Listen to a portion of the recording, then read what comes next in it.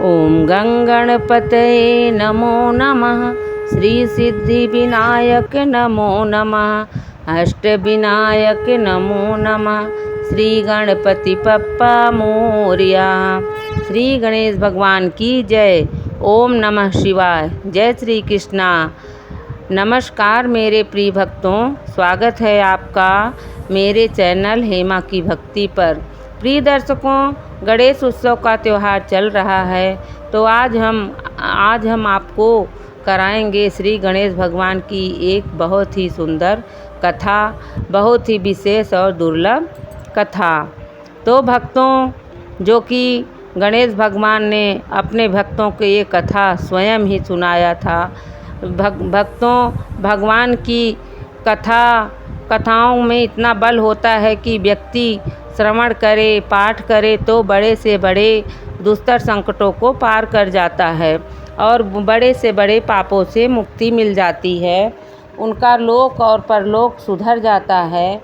जैसे भगवान श्री गणेश अंधे को आँख देते हैं, कोढ़िन को काया देते हैं, बाजन को पुत्र देते हैं और निर्धन को माया देते हैं, सभी मनोकामनाओं को पूर्ण करते हैं। श्री विघ्नहर्ता गणेश जी, जो भी मनुष्य भगवान श्री गणेश जी के कथाओं को सुनता है, उसके जीवन में सुख शांति समृद्धि बनी रहती है। तो चलिए शुरू करते हैं अपनी कथा को। आप सब श्री गणेश जी की चरणों में सादर प्रणाम करें। ओम नमः शिवाय। और मेरी यह कथा भगवान श्री गणेश जी के गणेश उत्सव से संबंधित है भक्तों। जो कि गणेश उत्सव क्यों मनाया जाता है, इसके पीछे की क्या कथा है, तो ये सब मैं आपको बताऊंगी कि गणेश उत्सव क्यों मनाया जाता है। तो भक्तों, गणेश उत्सव के संदर्भ में यह कथा आप सबको पता होगी, जो कि बहुत ही प्रचलित है कथा, कि माता पार्वती एक बार स्नान कर रही थीं, तो उनके स्नान में विघ्न पड़ने के कारण माता पार्वती को बहुत तेज गुस्सा आया। तो उन्होंने अपने तपस्या के बल से, अपने शरीर के मैल से श्री गणेश भगवान की मूर्ति बनाई और उसको जीवन दान दिया और गणेश भगवान को द्वारपाल के रूप में गुफा के सामने खड़ा कर दिया। और उन्होंने गणेश भगवान को यह आज्ञा दी कि मेरी आज्ञा के बिना किसी को भी अंदर मत आने देना। तो गणेश भगवान द्वारपाल के रूप में बाहर गुफा के सामने खड़े हो गए और माता पार्वती स्नान करने अंदर चली गईं।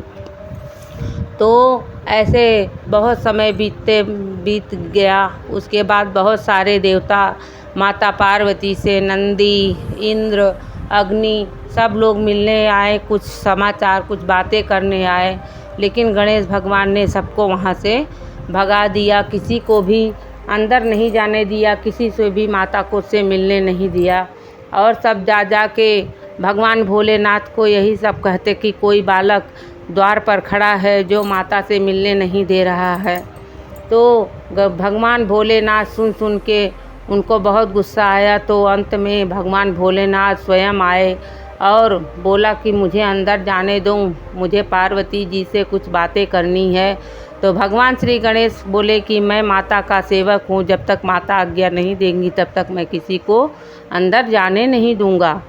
तो भगवान भोलेनाथ ने बहुत कोशिश किया, लेकिन गणेश भगवान उनको अंदर नहीं जाने दिए। उनसे युद्ध हुआ। तो अंत में भगवान भोलेनाथ को गुस्सा आ गया, तो उन्होंने अपने त्रिशूल से उनका मस्तक काट दिया। और मस्तक कट जाने के बाद जब माता पार्वती को यह समाचार मिला, तो क्रोधित मुद्रा में गुफा से बाहर निकली और सारी सृष्टि को तहस नहस करने लगी और नव दुर्गा का रूप धारण कर लिया। तो माता को शांत करने के लिए भगवान भोलेनाथ ने भगवान श्री गणेश को हाथी के मस्तक उनके धड़ पर लगाया और भगवान गणेश को श्री पुनर्जीवन दान दिया और प्रथम पूज्य का अधिकारी भी बनाया। तो तब से ये कथा प्रचलित हो गई दोस्तों। तब से गणेश उत्सव मनाया गया। उनके जन्म उत्सव के रूप में गणेश उत्सव मनाया जाता है और सारे भक्त गणेश भगवान को अपने यहाँ घर पर लेके आते हैं। 10 दिनों तक उनकी पूजा अर्चना करते हैं, उनको तरह तरह के भोग लगाते हैं, मिठाई लगाते हैं, मिठाई का भोग लगाते हैं, लड्डू का गड़े भोग लगाते हैं, मोदक का भोग लगाते हैं, तरह तरह के फलों, तरह तरह के मिष्ठानों, फलों फूलों से उनकी आरती करते हैं। भक्त अपने श्रद्धा अनुसार उनकी सेवा करते हैं और वैसे ही गणेश भगवान उन सबकी मनोकामनाओं को पूर्ण करते हैं। दोस्तों, भक्तों, जो भी भक्त प्रेम से श्री गणेश गौरी पुत्र गणेश की जय बोलता हुआ और उनकी कथाओं को श्रवण करता है, उनकी सेवा भावना करता है, वैसे ही गणेश भगवान दुख अपने भक्तों का तुरंत ही हर लेते हैं और भक्तों की सारी मनोकामना पूर्ण करते हैं।